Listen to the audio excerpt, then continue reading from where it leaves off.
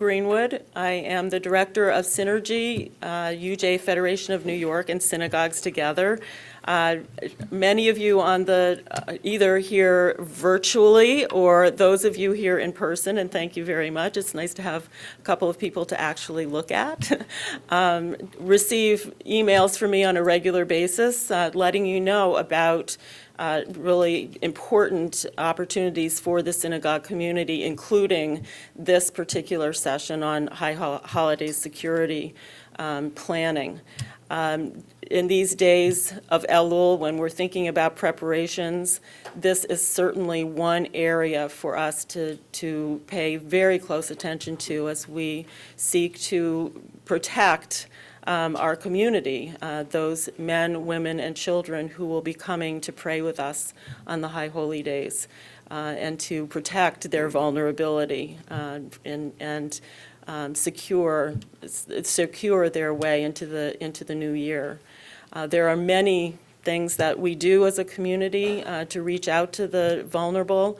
As you're thinking about particularly coming up to September 11th and the call for a volunteer day, I wanted to just remind you about the UJA-Federation website that you can go to enable your congregants to help others in the community who are vulnerable as well.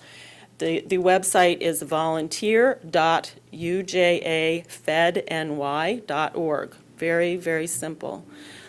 So thank you for making those connections for us as well. I am very pleased to turn you back over to David Pollock from JCRC.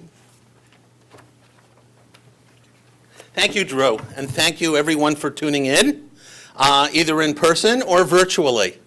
First of all, I want to thank some of the people who are with us today. We have Mary Raymond and Joe Tadrick, who are from the Department of Homeland Security. They're our regional coordinators. They are terrific. They give us lots of good information. They're always there when we need them, and they're with us today, and I want to thank them. I also want to thank Ross Wallenstein. Ross is, many of you know, both here and in virtual land, at least the ones in New York know that Ross represents our governor, David Patterson, very ably, and he is always there again when we need him. So thank you so much for coming. Number two, I want to introduce our faculty so that we don't get bogged down in too many introductions once the program starts. One little glitch, we were supposed to have the team from New York NYPD SHIELD here, who are part of the counterterrorism unit and function of the NYPD. Unfortunately, they were called away to the U.S. Open today. There's all hands on board, and we're missing them. So that the function of looking at hostile surveillance and how to detect it and what you should be thinking about is going to be covered by another one of our terrific faculty members. Paul DeMatteis is a friend. Some of you may know Paul because for the past several years, Paul, as a faculty member of John Jay College, has been supervising faculty and students and sometimes even going out himself. And he's done over 150 vulnerability assessments of Jewish institutions over the past 4 years. And I assume that with hopefully another round of Homeland Security grants coming up in December, we will go through this process again, and many of you will avail yourself of the services of John Jay College. Paul is the senior advisor on corporate security programs for John Jay, and a wonderful friend and someone we always lean on. We're also going to have today Deputy Inspector Amin Qasim, who is the commanding officer of special programs of the Community Affairs Bureau. Also a friend, we're always reaching out to him, and another friend, Harry Rosenthal, who is director of Security, Intelligence, and Counterterrorism for the Westchester State Police, Westchester County Police. So they're all going to be with us. I also want to call your attention once again to the website, www.jcrcny.org, and /security. And there's lots of good information there. And we hope that this presentation will even live there for a while, so that if people want to check back on anything that we say, if you go there next week, you will be able to tune in and participate virtually, although you won't be able to ask questions.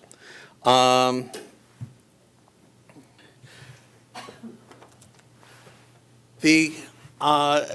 talking about synagogue security today. We're talking about the high holidays. And to mix my metaphors, my question is, why is this holiday different than all other holidays? Usually that's asked in the spring, but what's special about the Yamim Noraim, the high holidays? Number one, from a security, from an emergency preparedness point of view, your attendance and your building occupancy is higher than usual. And that creates all kinds of logistical and safety headaches. I say challenges in writing, but there's sometimes headaches. Number two, because families gather, because people attend these services who usually don't attend services, there are new faces present. You don't necessarily know everyone who's coming in. Usually you know your Shabbat crowd, you know your holiday crowd. Here there are people you don't know. So how do you make sure that the people who are coming in are the right people? Finally, and this is not so different, but you have two goals, and they're harder to achieve.